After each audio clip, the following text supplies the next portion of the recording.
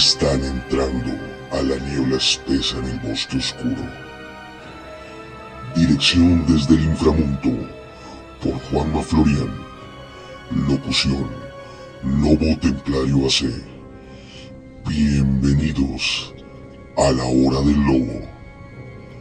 Un espacio de misterio, conspiraciones, creepypastas y todo lo paranormal. Todos los martes desde las 9 de la noche, porque todos los martes son martes 13.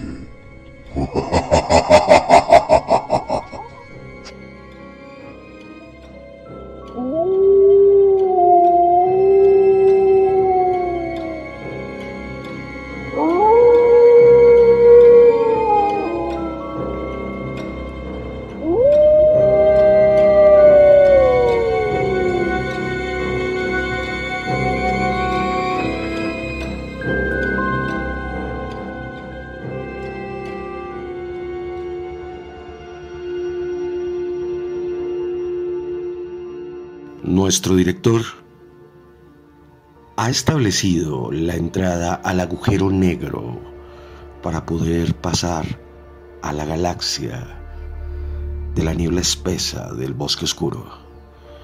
Bienvenidos a la Hora del Lobo. Hoy con un relato de ciencia ficción. Pero antes de empezar, vamos a hacer nuestro trato. Si estás en tu moto, súbele a esos audífonos. Si vas en transporte público o caminando, pongámonos las manos bien en los oídos para que nada nos distraiga de esta noche. Si estás en tu carro particular, súbele a ese equipo de audio. Y si estás en tu hogar, apaga todas las luces y disponte a escuchar esta noche y a disfrutar la Hora del Lobo.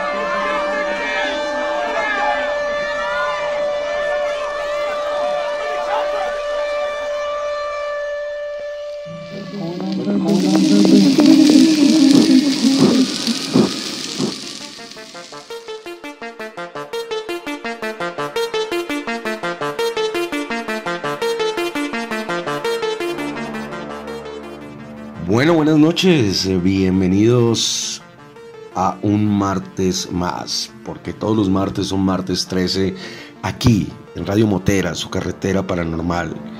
Bienvenidos a la Hora del Lobo. ¿Cómo están? ¿Contentos? Yo contento. Seguimos trabajando fuertemente, independiente si la plataforma nos quiere o no publicitar nuestros videos por el tipo de temas que manejamos.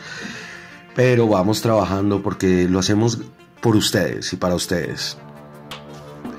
Gracias por las personas que se siguen suscribiendo a Lobo Templario AC en YouTube y a Lobo Templario AC en Instagram. Cada día vamos creciendo poco a poco y todo esto es debido a su cariño, a su apoyo y a su amor. Muchísimas gracias. Esta noche vamos a traerles algo un poquito diferente, pero no tan diferente. ¿Cómo así? Me dirán ustedes. Que hemos querido traerles un relato, una historia de ciencia ficción y suspenso, haciendo alusión a toda esta literatura que se ha perdido de estos géneros. Ya todo se ha reemplazado por otro tipo de medios para poder adquirir este tipo de libros. Ya todos los usan en podcast o los bajan así. ¿Y por qué no hacerlo? ¿Y por qué no traérselos de parte de la Hora del Lobo a todos ustedes? Hoy traemos un relato de Richard Matheson. Es un relato muy interesante. Se llama La nave de la muerte. No quiero spoilear la historia, pero sí les quiero decir que ojalá esta noche sea la puerta para que ustedes se interesen un poco por esta literatura, por este tipo de narraciones, por este tipo de historias, y las ingresen a su menú de lo que lean en sus hogares, de lo que lean en sus ratos libres, y se den la oportunidad de enfrascarse en estos cuentos, en estas aventuras, en estas travesías que grandes escritores nos regalaron a través del tiempo. Pues no lo demoremos más y arranquemos.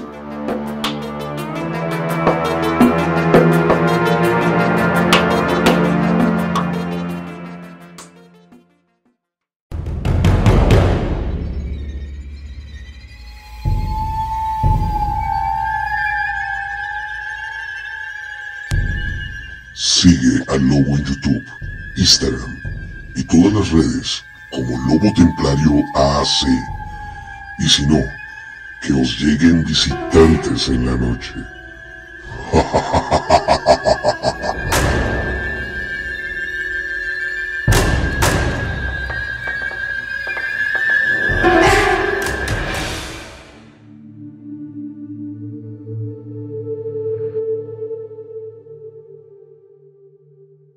La nave de la muerte. Mason lo vio primero.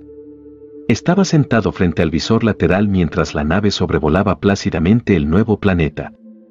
Tomaba notas rápidas con un bolígrafo en la carta cuadriculada de navegación. No tardarían mucho en aterrizar y recoger muestras minerales, vegetales y animales, si las había. Las guardarían en la bodega y las llevarían de vuelta a la Tierra. Allí, los técnicos las examinarían, las analizarían y las evaluarían. Y si todo era aceptable, estamparían el enorme sello negro de «habitable» en el informe y aprobarían la colonización de otro planeta para aliviar la superpoblación de la Tierra. Mason apuntaba datos acerca de la topografía general cuando un reflejo le llamó la atención. «He visto algo», dijo. Tocó el visor para invertir la posición de la lente. ¿El qué?, le preguntó Ross desde el cuadro de mandos. ¿No ha visto un reflejo? Ya sabe que hemos pasado por encima de un lago, ¿no?, dijo Ross tras consultar su pantalla. No, no era eso, respondió Mason. Ha sido justo al lado, en aquel claro. Echaré un vistazo, dijo Ross, pero es muy probable que haya sido el lago. Tecleó un comando en el cuadro. La gran nave dio media vuelta dibujando un elegante arco. Mantenga los ojos bien abiertos, ordenó Ross. Asegúrese. No podemos perder tiempo. Sí, señor. Mason clavó la vista en el visor, sin pestañear, y observó la Tierra en movimiento. Como si fuera un tapiz de bosques, campos y ríos que se desenrollara lentamente. No podía evitar pensar que quizá por fin hubiera llegado el momento. El gran momento en que los hombres de la Tierra encontraran vida en otro lugar, una raza evolucionada a partir de otras células y otros lodos. Era una idea emocionante. Quizá 1997 fuese el año, y Ross, Carter y él estuvieran a bordo de una nueva Santa María del Descubrimiento, un galeón espacial plateado y con forma de bala. ¡Ahí!, exclamó. Ahí está. Miró a Ross. El capitán estaba examinando la superficie de su visor.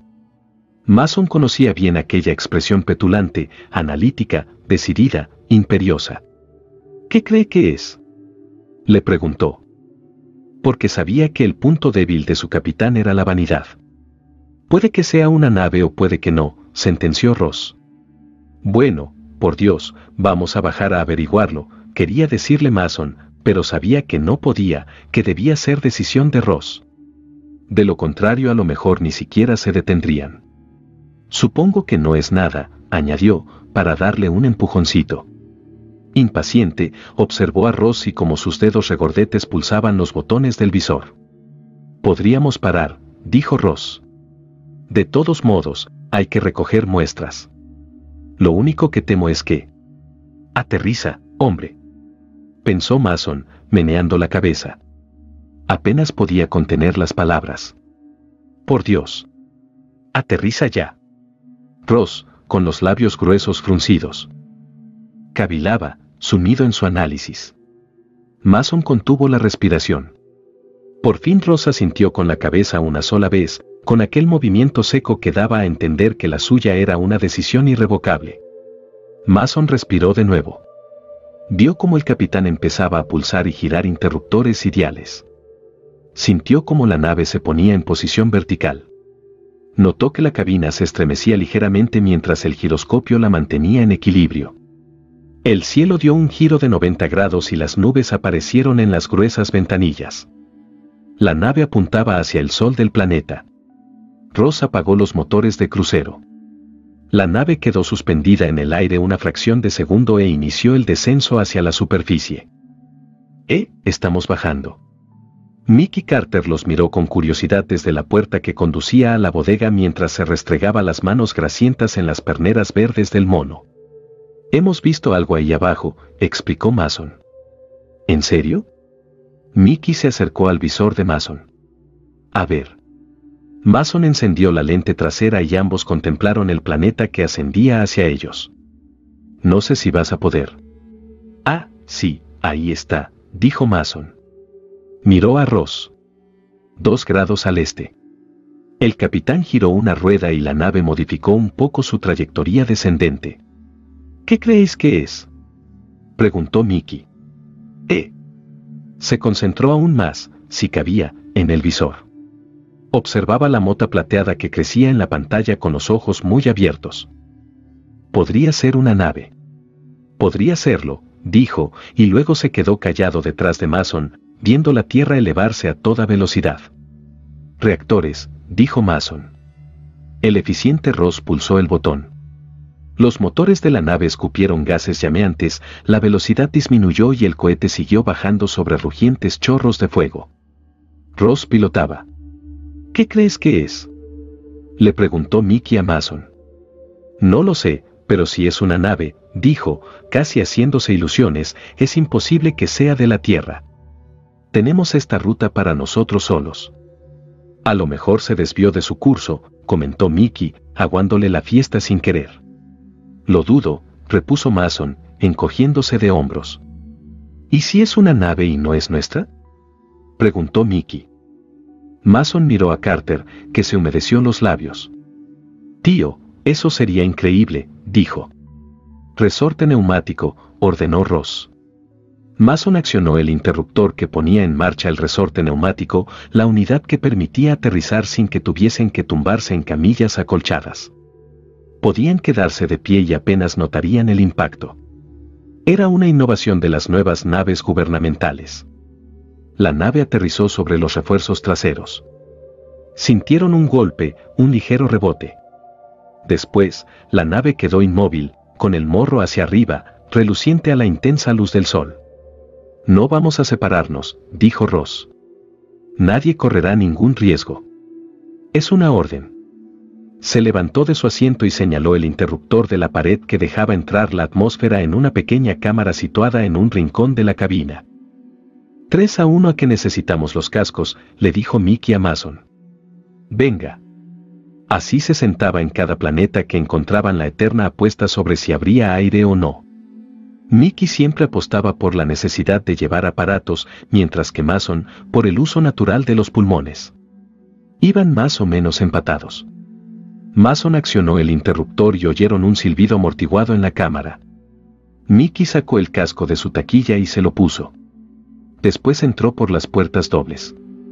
Mason oyó cómo se cerraban. Se moría de ganas de encender los visores laterales para intentar localizar lo que habían avistado, pero se contuvo y disfrutó del delicado cosquilleo del suspense. La voz de Mickey les llegó a través del intercomunicador. Me quito el casco. Silencio, esperaron. Por fin, un ruidito de disgusto. He vuelto a perder. Dios, sí que se la pegaron. La cara de Mickey era de sorpresa y consternación.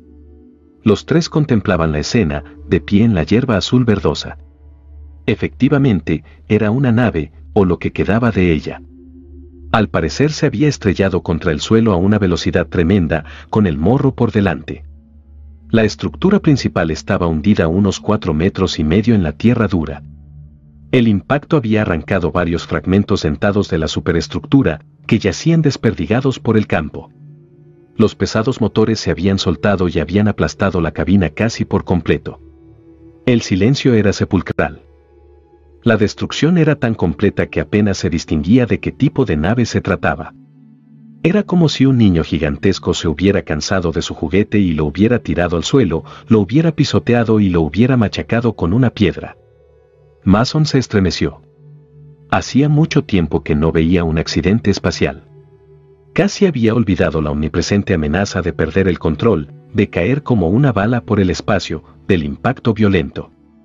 De lo que más se hablaba era de perderse en una órbita. Aquello le recordaba el otro peligro de su vocación. Tragó saliva de forma inconsciente. Ross estaba raspando con el pie un trozo de metal. No se distingue gran cosa, dijo, pero diría que es de los nuestros. Mason estuvo a punto de hablar, pero cambió de idea. Por lo que veo de ese motor de ahí, diría que era nuestro, dijo Mickey. La estructura de los cohetes podría ser estándar en todas partes, se oyó decir Mason. Ni por esas, repuso Ross. Las cosas no funcionan así. Es nuestro, sin duda. Unos pobres diablos de la Tierra. Bueno, al menos tuvieron una muerte rápida. ¿Sí? Preguntó Mason a nadie en particular. Se imaginaba a la tripulación dentro de la cabina, paralizada de miedo conforme la nave se precipitaba a la superficie, puede que en línea recta, como una bala de cañón, o puede que dando vueltas como una peonza mientras el giroscopio intentaba en vano mantener la cabina en posición horizontal. Los gritos, las órdenes, las súplicas a un cielo que nunca habían visto, a un Dios que quizá estuviera en otro universo. Después, el planeta que ascendía hacia ellos, estrellaba su dura superficie contra la nave, los aplastaba, les robaba el aire de los pulmones. Se estremeció al pensarlo. Vamos a echar un vistazo, dijo Mickey. No sé si es buena idea, dijo Ross.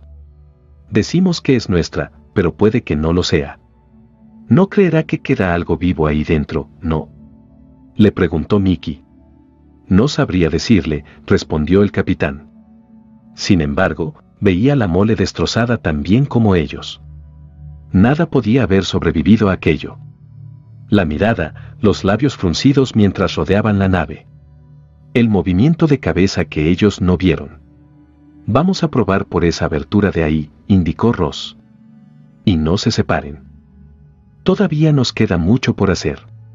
Solo hacemos esto para que en la base sepan de qué nave se trata.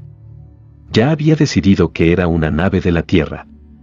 Se acercaron a un lugar del costado de la nave en el que el revestimiento se había abierto a lo largo de una juntura. Una chapa gruesa y alargada se había doblado sobre sí misma como si fuera de papel. Esto no me gusta, dijo Ross, pero supongo que... Hizo un gesto con la cabeza y Mickey se aupó hasta la abertura. Comprobó con cautela cada asidero y se puso los guantes de trabajo cuando descubrió que había filos cortantes. Se lo dijo a los otros dos, que se sacaron los suyos del bolsillo. Luego Mickey se metió de una zancada en las oscuras fauces de la nave. «Espere», le gritó Ross. «Espéreme, que entro». Escaló, arañando el revestimiento del cohete con la puntera de sus pesadas botas. Mason lo siguió. El interior de la nave estaba a oscuras. Mason cerró los ojos un momento para que se le acostumbraran. Cuando los abrió, vio dos haces de luz que exploraban el retorcido enredo de vigas y planchas. Sacó su linterna y la encendió. «Dios. Está destrozada». La voz de Mickey resonó débil en la carcasa. Estaba impresionado por la visión del metal y la maquinaria destruidos de forma tan violenta. Cuando el eco cesó, un profundo silencio cayó sobre ellos. Mason percibió los efluvios acres de los motores rotos. «Atentos al olor», le dijo Ross a Mickey. Que buscaba un sitio al que agarrarse para subir, no vaya a ser que nos intoxiquemos. «Ya», convino Mickey, y se puso a trepar. Con una mano se impulsaba el robusto cuerpo hacia arriba, por la escalerilla retorcida, y en la otra llevaba la linterna. La cabina está toda deformada, dijo, sacudiendo la cabeza. Ross lo siguió. Mason subió el último. Enfocaba el haz de la linterna a todas partes, a las juntas partidas, al salvaje rompecabezas de destrucción que otrora había sido una potente nave. No dejaba de emitir siseos de incredulidad a medida que la luz iluminaba una violenta deformación del metal tras otra. La puerta está sellada, dijo Mickey, de pie en la pasarela retorcida como un lazo. Apoyado en la pared interior del cohete. Agarró de nuevo el pomo e intentó abrirla. «Deme su linterna», dijo Ross, e iluminó con ambos haces la puerta mientras Mickey tiraba de ella. «No», concluyó este último, colorado por el esfuerzo y resoplando. «Está atascada». Mason se les acercó. «Quizá la cabina siga presurizada», dijo muy bajo, porque no le gustaba el eco de su voz. «Lo dudo», respondió Ross, intentando pensar. «Lo más probable es que la jamba se haya deformado». Hizo otro gesto con la cabeza. «Ayude a Carter». Mason agarró un pomo y Mickey el otro. Apoyaron los pies en la pared y tiraron con todas sus fuerzas. La puerta se resistía. Cambiaron de postura y tiraron más fuerte todavía. Se ha movido», exclamó Mickey. «Ya es nuestra». Siguieron haciendo palanca contra la enredada pasarela hasta que consiguieron abrir la puerta. El marco estaba torcido y la puerta estaba enganchada en una esquina, así que solo lograron abrirla lo justo para entrar de lado. Mason entró el primero. La cabina estaba a oscuras. Enfocó el haz de la linterna al asiento del piloto. Estaba vacío. Mientras iluminaba el asiento del copiloto oyó que entraba Mickey. Pero no había asiento del copiloto, el mamparo se había estrellado contra él. El visor, la mesa y el asiento, todo había quedado aplastado bajo las planchas dobladas. Con la boca seca, Mason tragó saliva al imaginarse sentado a una mesa como aquella. En un asiento como aquel, delante de un mamparo como el que estaba viendo. Ross acababa de entrar. Los tres haces de luz exploraron la zona.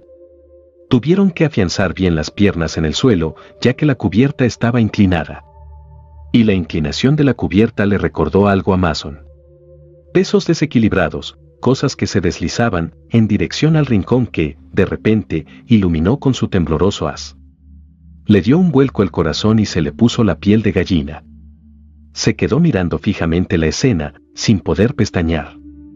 Después sintió como sus propias botas lo arrastraban cuesta abajo, como si algo lo empujara. «Aquí», dijo con la voz ronca por la conmoción. Estaba delante de los cuerpos.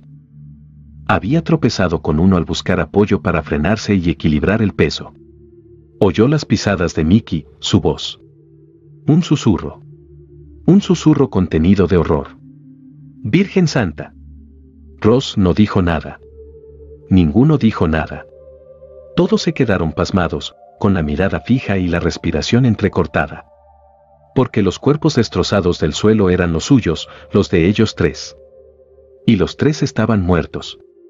Mason no sabía cuánto tiempo llevaban allí, en silencio, observando las figuras inmóviles y retorcidas. ¿Cómo reacciona un hombre cuando se encuentra con su propio cadáver? La pregunta lo acosaba. ¿Qué dice? ¿Cuáles son sus primeras palabras? Preguntas difíciles, preguntas cargadas de implicaciones, a su parecer. Pero era innegable. Estaba de pie y estaba muerto a sus propios pies. Se le entumecieron las manos y se tambaleó sobre la cubierta inclinada. «Dios». Mickey otra vez. Enfocaba su propia cara. La boca se le torció en una mueca. Los tres habían iluminado sus respectivos rostros. Cada haz de luz establecía un lazo entre las dos partes de aquellos cuerpos duales. Por fin, Ross cogió una bocanada temblorosa del rancio aire de la cabina. «Carter», dijo con voz ronca y muy controlada, «busque el interruptor de la luz de emergencia, a ver si funciona». «Señor». «El interruptor de la luz». «El interruptor de la luz», exclamó Ross. Mason y el capitán se quedaron donde estaban, inmóviles, mientras Mickey subía por la cubierta. Oían cómo sus botas tropezaban con los trozos de metal esparcidos por el suelo. Mason cerró los ojos, incapaz de separar el pie que tenía pegado a su cadáver. Se sentía atado a él. No lo entiendo, dijo para sí. Tranquilo, dijo Ross. Mason no supo si lo decía para animarlo a él o para animarse a sí mismo. Entonces oyeron que el generador de emergencia iniciaba su quejumbrosa rotación. Las luces parpadearon y se apagaron, el generador tosió, empezó a zumbar, y las vivas luces se encendieron. Miraron al suelo. Mickey se deslizó por la cubierta inclinada y se detuvo junto a ellos. Se quedó mirando su propio cadáver. Tenía la cabeza aplastada. Retrocedió con la boca abierta en una expresión de terror e incredulidad. No lo entiendo. No lo entiendo. ¿Qué es esto? Carter, dijo Ross. Ese soy yo, exclamó Mickey. Dios mío. Soy yo. Tranquilo, le ordenó Ross. Somos nosotros tres, dijo Mason en voz baja, y estamos muertos. No parecía haber nada más que decir. Era una pesadilla muda. La cabina inclinada, completamente reventada y retorcida. Los tres cadáveres, plegados sobre sí mismos en un rincón, con las piernas y los brazos entrelazados. No podían dejar de mirar. Vayan a buscar una lona. Los dos, mandó por fin Ross. Mason dio media vuelta de inmediato, contento de tener una orden sencilla con la que ocupar sus pensamientos, contento de espantar el horror con la actividad. Subió por la cubierta a zancadas. Mickey retrocedió, incapaz de apartar los ojos del corpulento cadáver del mono verde y la cabeza aplastada y ensangrentada. Mason sacó una pesada lona doblada de la bodega y la arrastró de vuelta a la cabina. Movía los brazos y las piernas como un robot. Intentaba mantener la mente en blanco, no pensar en nada hasta que pasara la conmoción inicial. Mickey y él desdoblaron la pesada sábana de lona con movimientos embarados y la sacudieron para desplegarla. La gruesa tela brillante descendió sobre los cadáveres y los cubrió, resaltando el contorno de las cabezas, los torsos y el brazo erguido, tieso como una lanza y doblado por la muñeca como un macabro banderín. Mason les dio la espalda con un escalofrío, avanzó a trompicones hasta el asiento del piloto y se dejó caer en él. Se miró las piernas estiradas, las pesadas botas. Se tocó una pierna y se la pellizcó. El dolor fue casi un alivio. Apártese, oyó que Ross le decía a Mickey. He dicho que se aparte. Mason se volvió y vio a Mickey agachado junto a los cadáveres y a Ross tirando de él. Lo cogió del brazo y lo llevó cubierta arriba. Estamos muertos, dijo Mickey con voz hueca. Los de cubierta somos nosotros. Estamos muertos. Ross lo empujó hacia la ventanilla rota y señaló afuera. Mire, le espetó, esa de ahí es nuestra nave. Está igual que la hemos dejado. Esta nave no es la nuestra. Y estos cadáveres no pueden ser los nuestros. Terminó la frase con escasa convicción. Para un hombre de opiniones tan vehementes, aquella era una afirmación poco sólida y más bien extravagante. Tragó saliva y sacó el labio inferior, como si desafiara el enigma. A Ross no le gustaban los enigmas, lo suyo era tomar decisiones y actuar. En aquellos momentos quería acción. Se ha visto ahí abajo, objetó Mason. Va a decirme que no es usted. Eso es exactamente lo que digo, respondió Ross, enfurecido. Puede que parezca una locura, pero seguro que tiene una explicación. Para todo hay una explicación. Se dio un puñetazo en un brazo y se le crispó la cara. Este soy yo. Soy sólido. Los miró con rabia, como si los retara a rebatírselo. Estoy vivo. Lo miraron, inexpresivos. No lo entiendo, dijo Mickey con un hilo de voz. Sacudió la cabeza y retrajo los labios. Mason estaba sentado, sin fuerzas, en el asiento del piloto. Casi tenía la esperanza de que el dogmatismo de Ross lo sacara de aquella situación.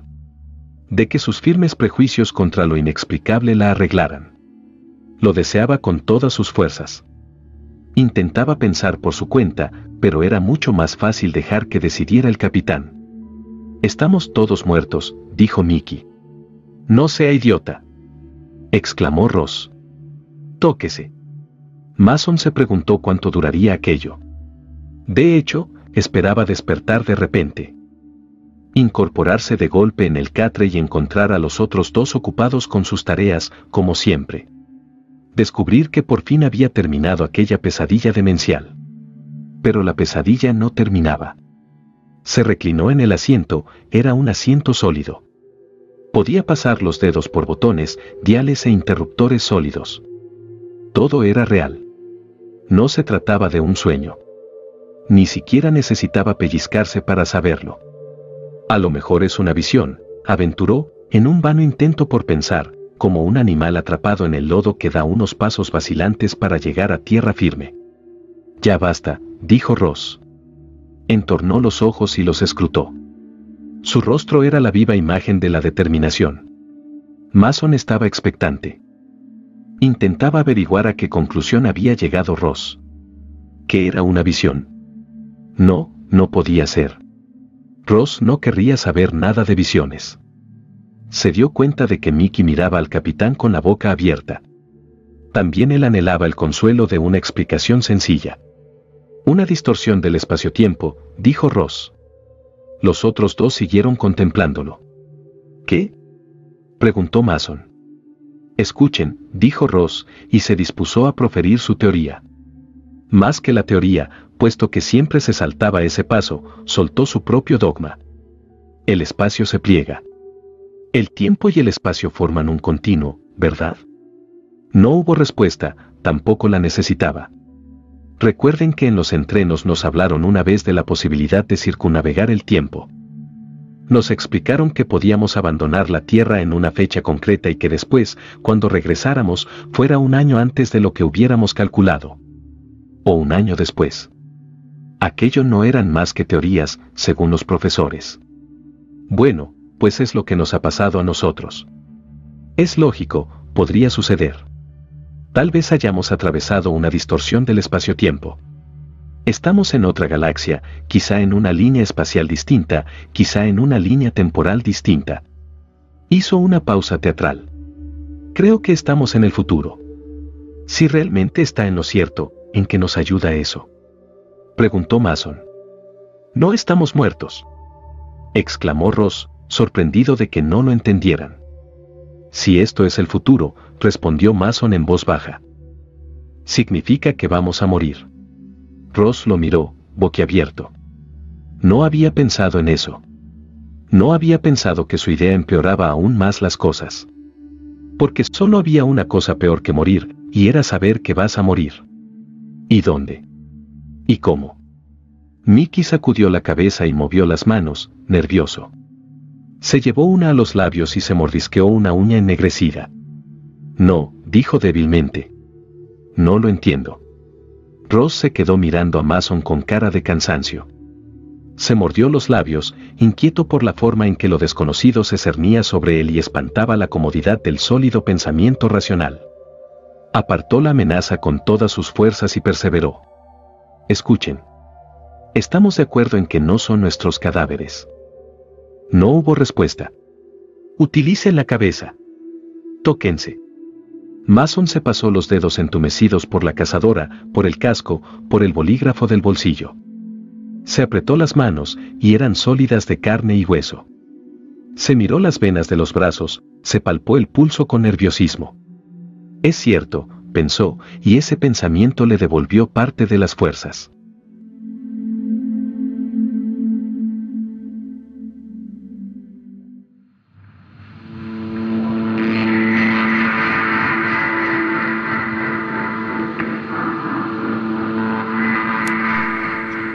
Déjanos tu opinión en el video de YouTube o en el Instagram de Nuevo Templario AC para tertuliar de temas que te interesen, así como los saludos para el siguiente programa. Solo aquí, en Radio Motera, la carretera de lo paranormal.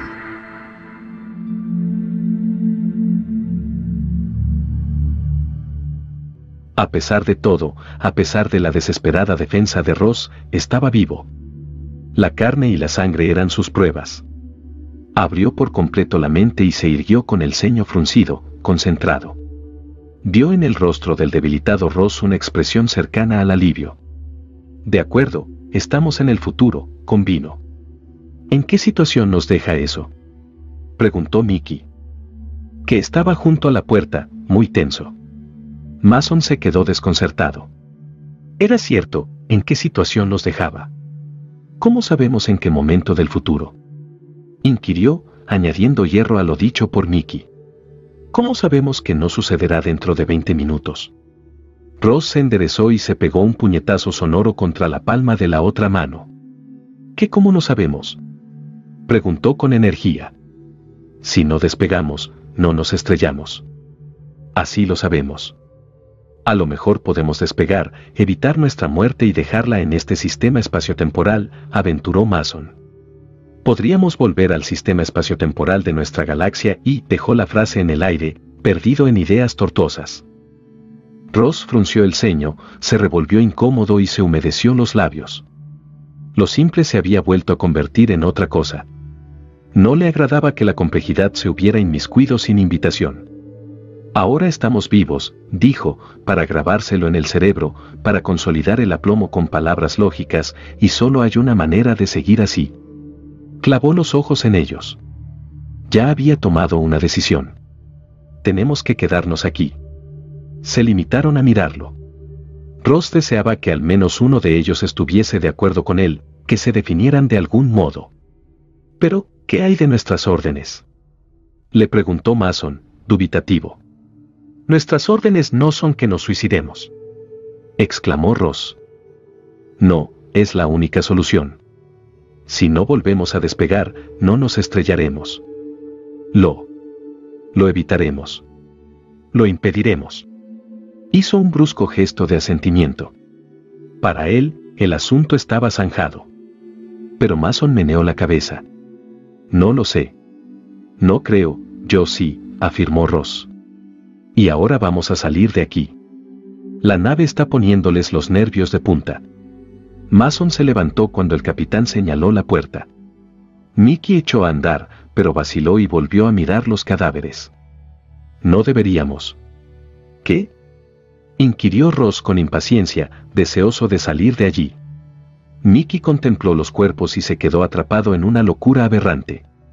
¿No deberíamos enterrarnos?, terminó de preguntar. Ross tragó saliva. No lo soportaba más. Lo sacó de la cabina. Después, mientras descendían por las ruinas de la nave, miró a la puerta, a la lona que ocultaba el montón desordenado de cadáveres. Apretó tanto los labios que se le pusieron blancos. Estoy vivo, murmuró enfadado. Apagó la luz de la cabina con dedos tiesos y vengativos, y salió. Estaban sentados en la cabina de su nave. Ross había ordenado traer comida de la bodega, pero era el único que comía, y lo hacía con mandíbula beligerante, como si pretendiera machacar cualquier misterio con los dientes. ¿Cuánto tiempo tenemos que quedarnos?, preguntó Mickey, con la mirada perdida en la comida, como si todavía no se hubiera dado cuenta del todo de que debían permanecer allí para siempre. Mason recogió la pregunta, se inclinó hacia adelante y miró a Ross. ¿Cuánto nos durará la comida?, preguntó. Fuera hay cosas comestibles, no me cabe duda, respondió Ross sin dejar de masticar. ¿Cómo vamos a saber qué es comestible y qué venenoso? Observaremos a los animales, insistió Ross. Son formas de vida distintas, objetó Mason. Lo que coman ellos quizás sea venenoso para nosotros. Además, ni siquiera sabemos si hay animales. Sonrió con amargura. Y pensar que había albergado esperanzas de entrar en contacto con otros seres. Casi tenía gracia. Bueno, cada cosa a su tiempo, soltó Ross, irritado, como si esperase frenar todas las quejas con aquel antiguo dicho. No sé, dijo Mason. Escuchen. Ross se levantó. Es muy fácil cuestionar las cosas. Hemos tomado la decisión unánime de quedarnos aquí, y ahora toca concretarlo. No me digan lo que no podemos hacer, eso lo sé tan bien como ustedes. Díganme lo que podemos hacer. Dicho esto, se acercó al cuadro de mandos y observó con rabia los indicadores y los diales. Se sentó y empezó a garabatear a toda prisa en su cuaderno de bitácora, como si acabara de ocurrírsele algo de vital importancia. Más tarde, Mason echó un vistazo a las notas de Ross y vio que se trataba de una perorata en la que explicaba por qué estaban todos vivos. Siguiendo una lógica absurda pero inflexible.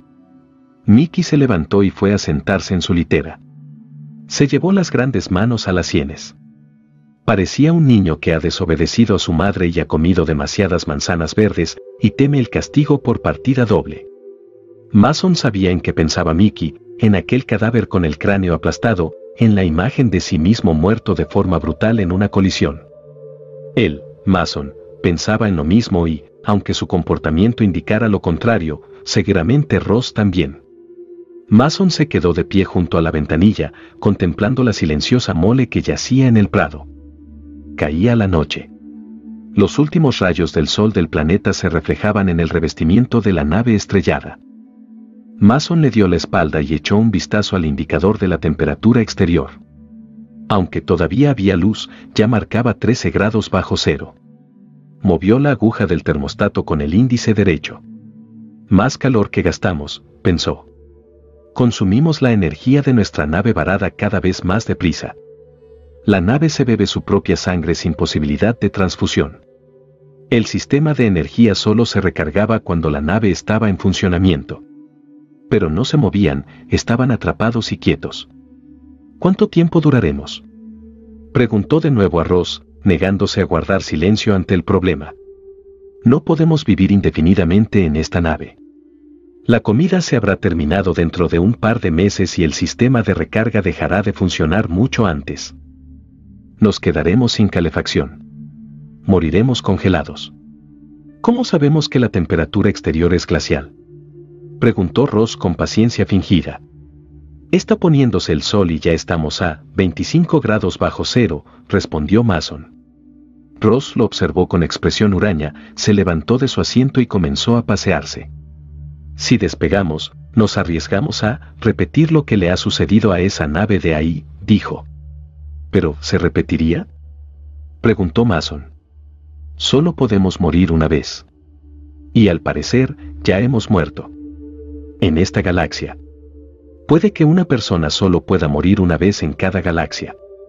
A lo mejor en eso consiste la otra vida. ¿A lo mejor ha terminado?, le preguntó Ross con frialdad. Vámonos, dijo Mickey, levantando la mirada. No quiero quedarme aquí. Se dirigió a Ross. No nos juguemos el tipo sin saber lo que hacemos. Vamos a pensarlo bien, insistió Ross. Estoy casado, exclamó Mickey.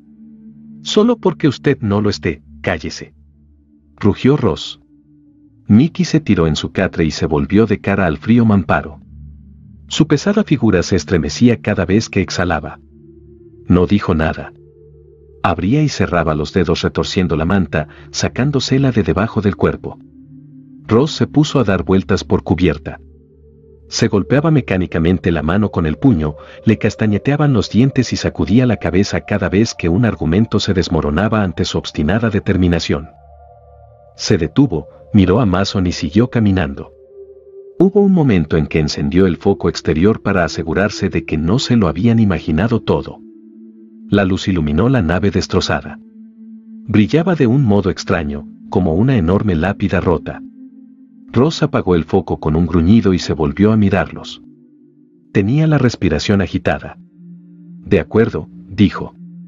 También se trata de su vida. No puedo decidir por todos. Tendremos que votar. Puede que esa cosa de ahí fuera sea algo completamente distinto a lo que pensamos. Si los dos creen que merece la pena arriesgar la vida y despegar, nos vamos, concluyó, encogiéndose de hombros. Vamos a votar. Yo digo que nos quedemos. Yo digo que nos vayamos, dijo Mason. Y los dos miraron a Mickey. Carter, dijo Ross, que vota. Mickey volvió la cabeza con tristeza. Vote, insistió Ross. Nos vamos, sentenció Mickey. Sáquenos de aquí. Prefiero morir a quedarme. Ross tragó saliva. Después inspiró profundamente y a continuación cuadró los hombros. De acuerdo, dijo en voz baja. Nos vamos. Que Dios nos ayude, murmuró Mickey mientras Ross, decidido, se acercaba al cuadro de mandos. El capitán vaciló un instante antes de accionar los interruptores. La gran nave empezó a temblar con la ignición y los gases salieron a chorro por las toberas como rayos canalizados. A Mason el sonido le resultó casi tranquilizador. Ya no le importaba nada. Prefería, como Mickey, correr el riesgo. Solo habían transcurrido unas cuantas horas, pero le habían parecido un año. Los minutos se le habían hecho eternos, lastrados por el peso de recuerdos opresivos, de los cadáveres que habían visto, del cohete destrozado y sobre todo de la tierra que nunca volverían a ver, de padres, esposas, novias e hijos. Perdidos para siempre. No. Era mucho mejor intentar volver. Sentarse a esperar era lo más difícil. Ya no estaba dispuesto. Mason se acomodó frente a su cuadro de mandos y aguardó, tenso. Oyó como Mickey se ponía en pie de un salto y se acercaba al cuadro del motor. «Voy a despegar sin problemas», les dijo Ross. «No hay razón para que tengamos ninguna dificultad».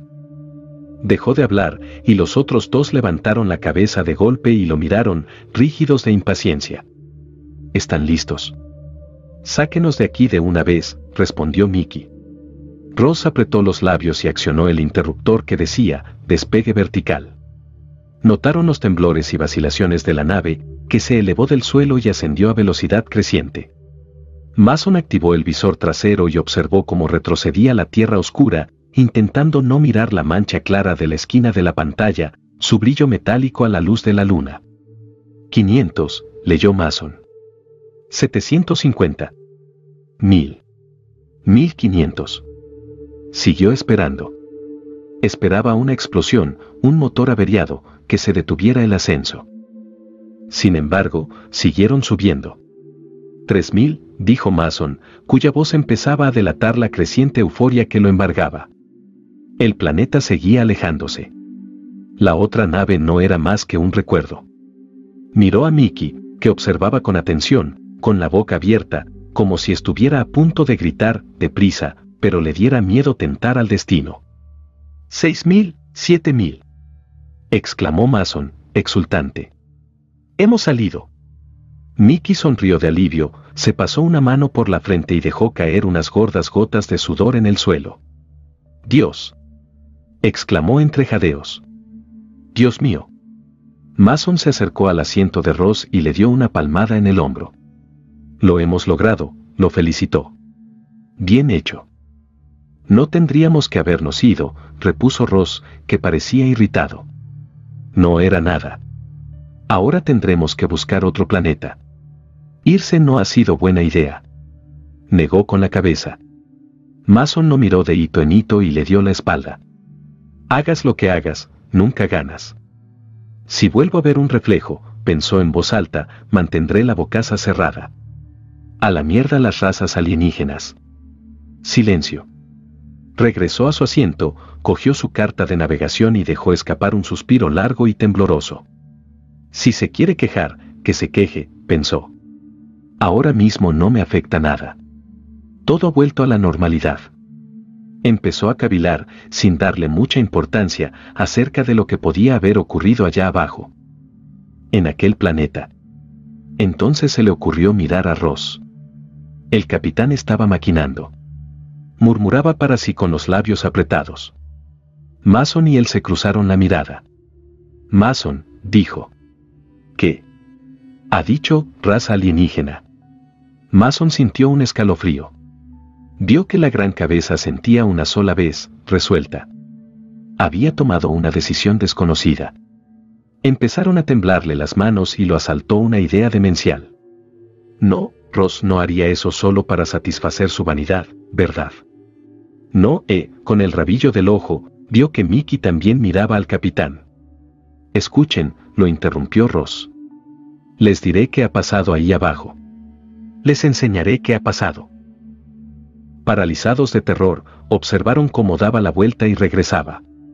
¿Qué está haciendo?, exclamó Mickey. Escúchenme, dijo Ross. ¿Es que no me han entendido? ¿Es que no se dan cuenta de que nos han engañado? Lo miraron sin comprender. Mickey dio un paso hacia él. Una raza alienígena, explicó Ross. Eso es.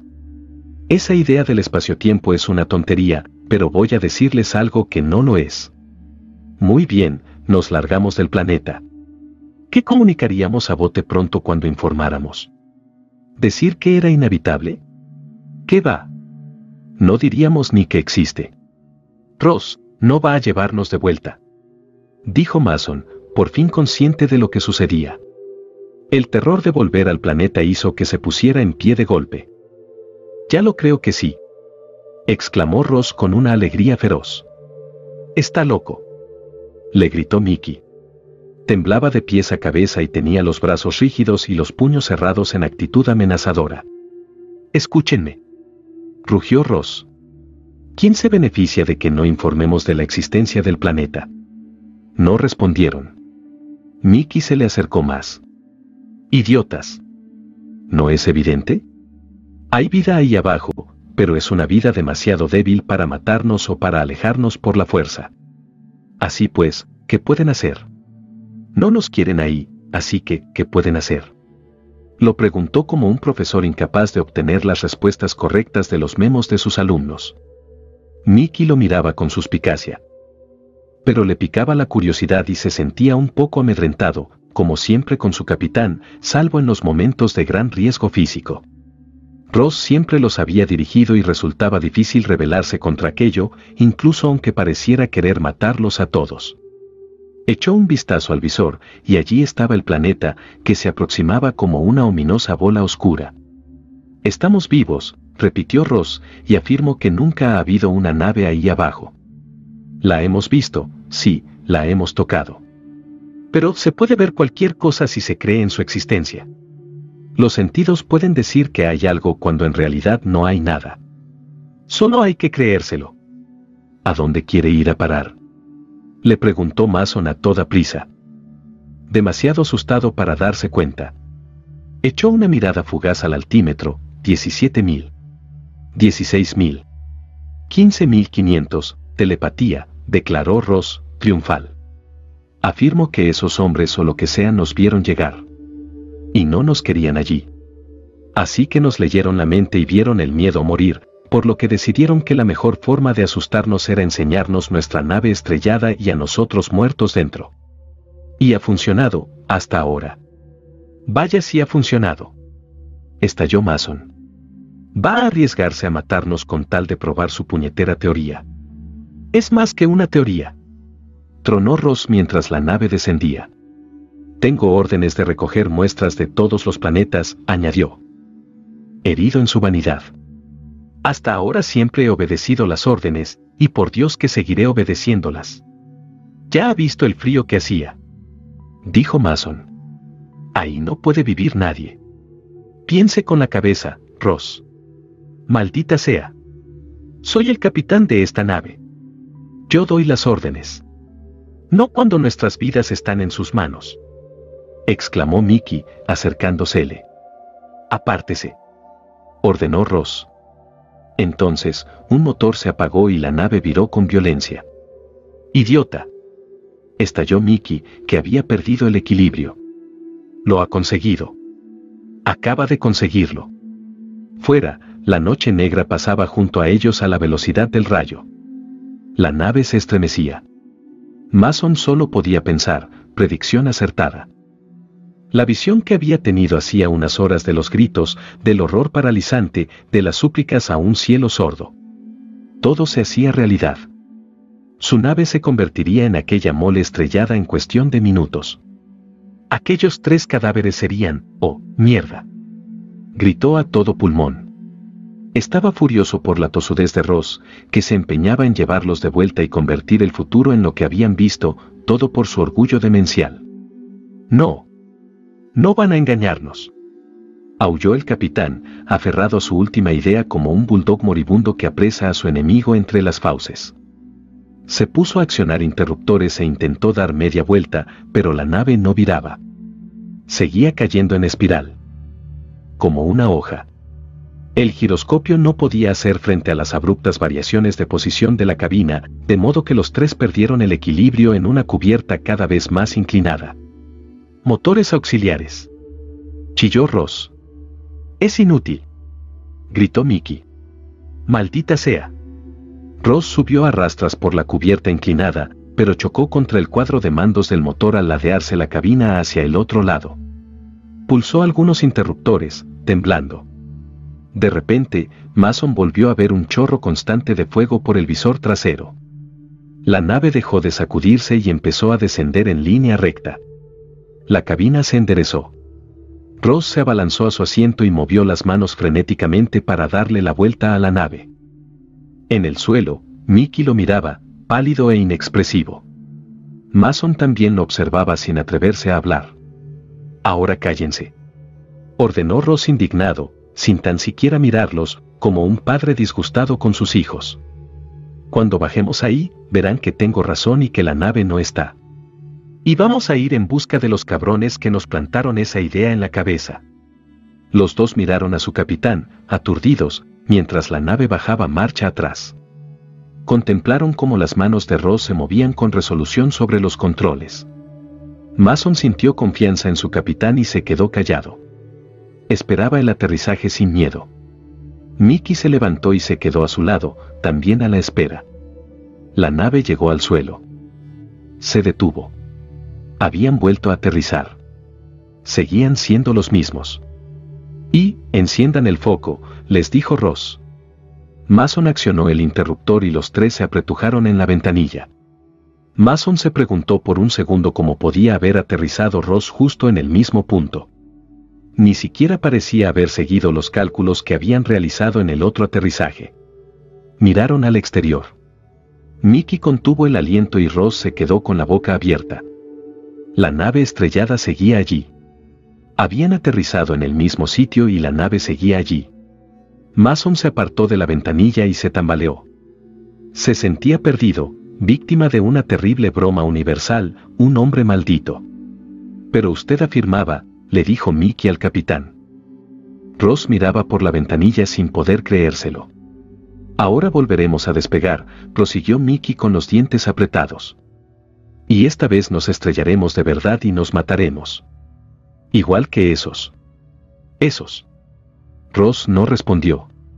Miraba por la ventanilla, contemplando la refutación de la última esperanza a la que se había aferrado.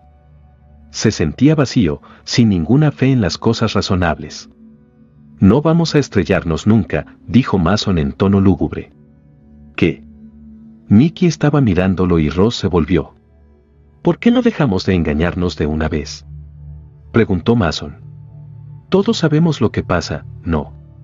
Se refería a lo que había dicho Ross hacía un momento, que los sentidos daban fe de aquello en lo que se creía. Aunque no hubiese nada en absoluto. Entonces, en una fracción de segundo, consciente de lo sucedido, vio a Ross y vio a Carter tal como eran. Inspiró un último aliento tembloroso antes de que la ilusión le devolviera otra vez la respiración y la carne. «El progreso», dijo con amargura, y su voz sonó como un susurro doloroso en la nave fantasma. El holandés errante zarpa hacia el universo.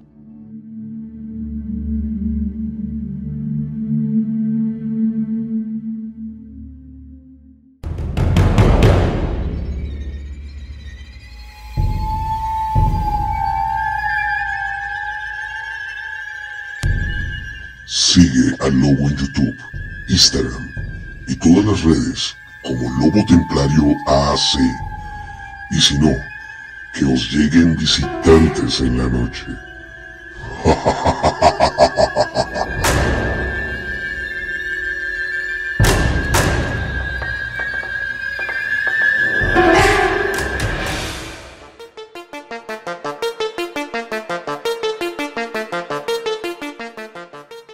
Y esto fue La nave de la muerte de Richard Matheson.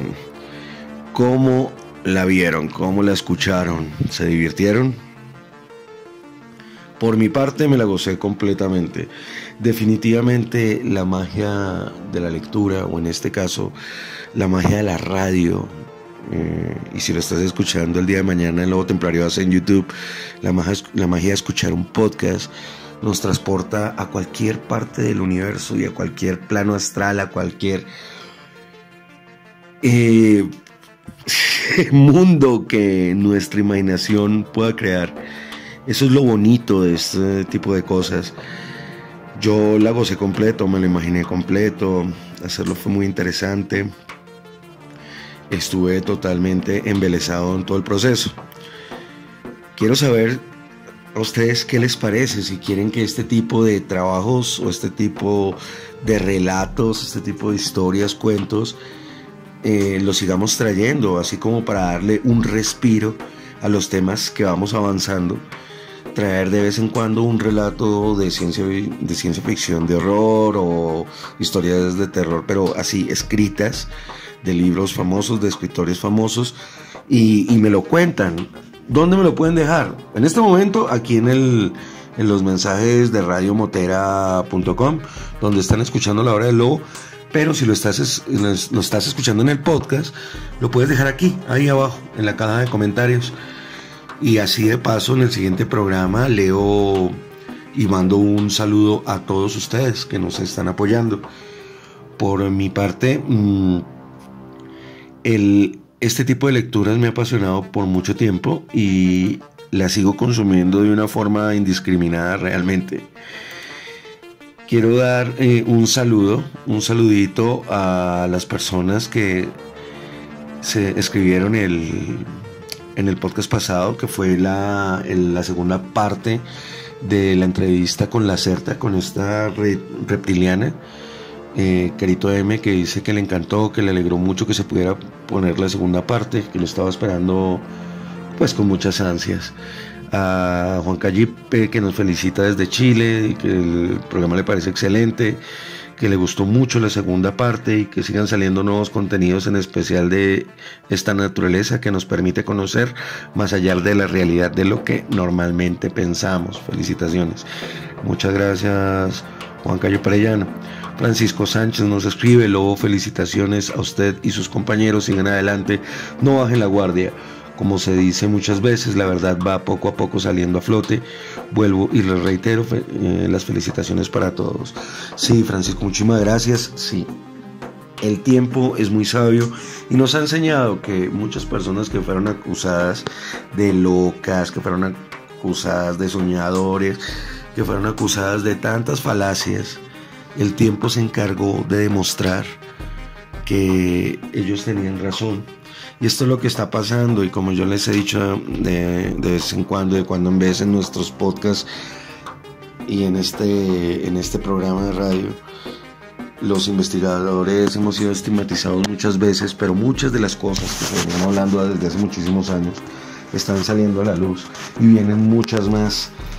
Y esto es lo que quiero que ustedes me digan. ¿Quieren que les hable, por ejemplo, de las pirámides? La gente piensa que solo están las pirámides que conocen en Egipto y las de Centroamérica, pero les cuento, hay muchísimas, y no son 2 ni 3, ni siquiera son 10 ni 20, ni siquiera son 30 o 50, con eso les digo todo. Si quieren podemos hacer un especial de estas pirámides como un ejemplo, o podemos hacer un ejemplo de recopilación de casos supremamente extraños que han pasado en estructuras abandonadas, o bueno, ustedes pongan los temas. Este programa es para ustedes, este programa es suyo, pero pues necesitamos su interacción, tanto acá en el momento en que se emite el programa, como en el podcast los días miércoles desde las 9 de la mañana en Lobo Templario AC en YouTube. Cuéntenos. Agradecemos mucho esos likes, agradecemos mucho esos comentarios, agradecemos mucho que algunas personas entran al podcast en Lobo Templario AC en YouTube y lo descargan, ¿sí? Para escucharlo después, o los que tienen buenos datos, pues es mi caso. Yo reescucho mucho los programas, pongo YouTube en la moto y vuelvo a escuchar los programas y me acompañan a hacer todas las vueltas. Entonces sé que más de uno le hace lo mismo, y eso es un gran agradecimiento para todos ustedes. Lo mismo quiero contarles que pues la segunda temporada va avanzando fuerte y rauda. Seguimos analizando muchas cosas a medida que nos vamos acercando a octubre. Se están haciendo cosas muy interesantes tanto aquí en la emisora como en el canal, cosas que van a suceder. Yo no sé si ustedes, aunque ya creo que ya lo hemos dicho, Yo fui el creador del Rewind Latam, que es una recopilación de lo que sucedió en el año. Yo reuní youtubers de Latinoamérica, haciendo una apología a los canales pequeños para mostrar su trabajo, y este año lo vamos a volver a hacer, y les cuento que la voz en off era la de nuestro director Juanma Florian. Él fue el que nos ayudó, el que participó en este rewind. Es más, creo que aparece un par de segundos en una escena. Y este año seguimos adelante con este proyecto. Si no lo han visto, vayan. En la descripción del podcast está el video, al final está el video, o en la página principal de Lobo Templarios en YouTube está el video, para que vean el Rewind Latam 2021. Ya empezamos a trabajar en el 22. Bueno, no siendo más, yo les digo una cosa: quédense en cómplices, pero sobre todo que nunca olviden, remember, be wild.